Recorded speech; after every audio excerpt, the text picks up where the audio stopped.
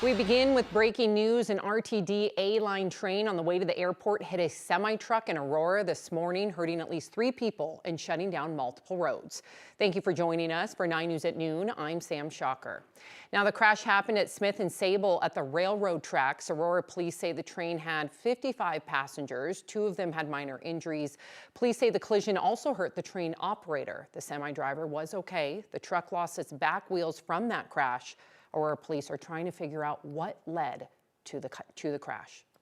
We know the semi-truck behind me was carrying just packages and cargo southbound on Sable, making a left on Smith.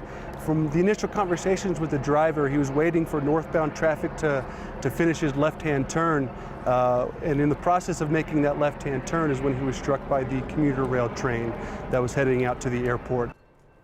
Police say the collision caused significant damage to the rail crossing safety equipment. They say drivers should expect significant traffic impacts in the area and to use Peoria and Chambers to get around it.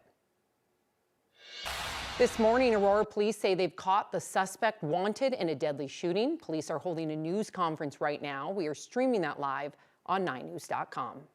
Aurora police say 30-year-old Michael Castellano Fonseca forced his way into an apartment around 3 Sunday morning near Colfax and I-225 and fired several shots. There were 2 women and 5 kids inside. A 26-year-old woman died and a 30-year-old woman was taken to the hospital. Police say the kids were okay, and APD says the suspect drove away in a green Acura SUV. We will continue to follow the story and bring you the latest information right here on 9 News.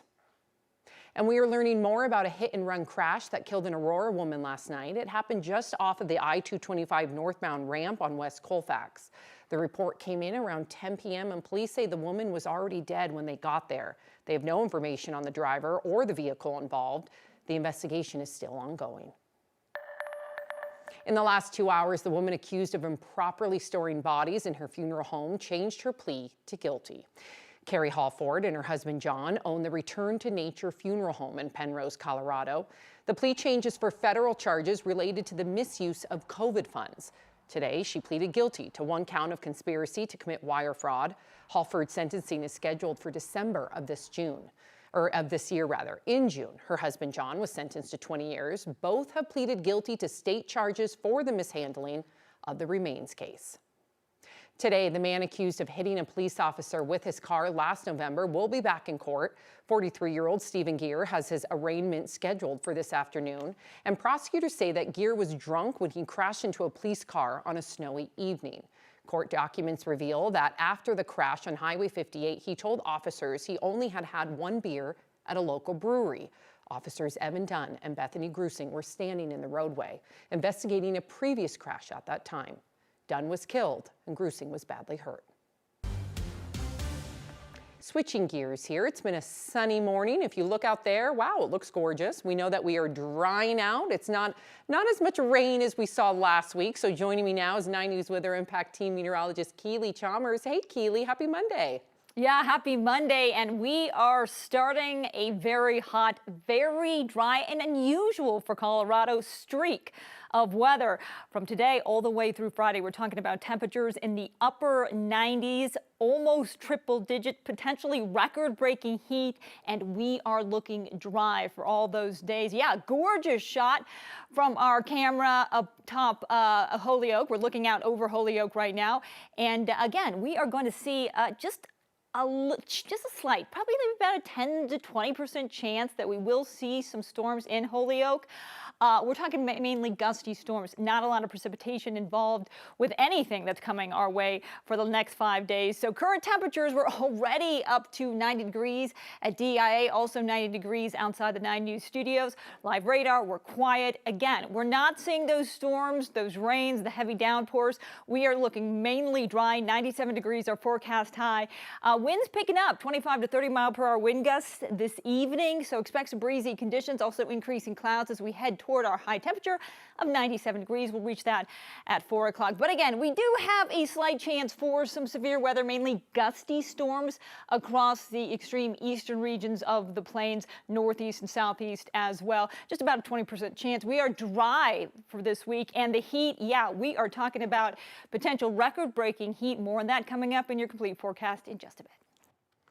Keely, thank you. CDOT is preparing to make some big changes to a dangerous section of I-25. 9 News' reporter Brianna Fernandez was there this morning, and she says that officials are seeing some major issues in this area. Hopefully by spring or summer of 2027, we can see some type of improvement. This area sees a lot of problems all throughout the day, no matter what time you're traveling through I-25 between Highway 36 and 104th Avenue. CDOT and CSP says that the problem is all the congestion we see and not enough space for all those cars to travel through I-25.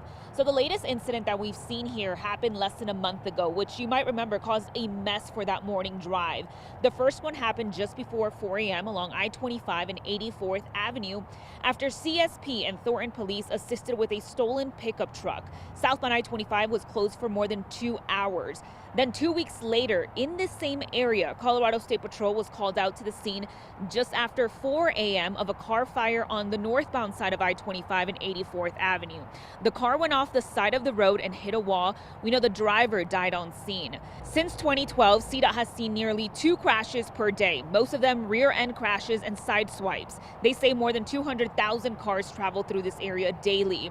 With existing and growing traffic volumes combined with the increase in population, CDOT says the area demand will exceed capacity by 2050. They're not going to save a couple seconds by going so fast because they're going to cause a crash and cause traffic delays for everybody else around them. As far as speeding goes, you can also cause injury to somebody, of course, because you know that's less reaction time and more risk for injury. Some of the changes CDOT is considering include creating wider shoulders to give emergency responders and stranded cars more room, widening the express lanes to allow more time to merge, replace the 88th Avenue bridge, plus add a 4th lane on I-25 south between 84th Avenue and Thornton Parkway.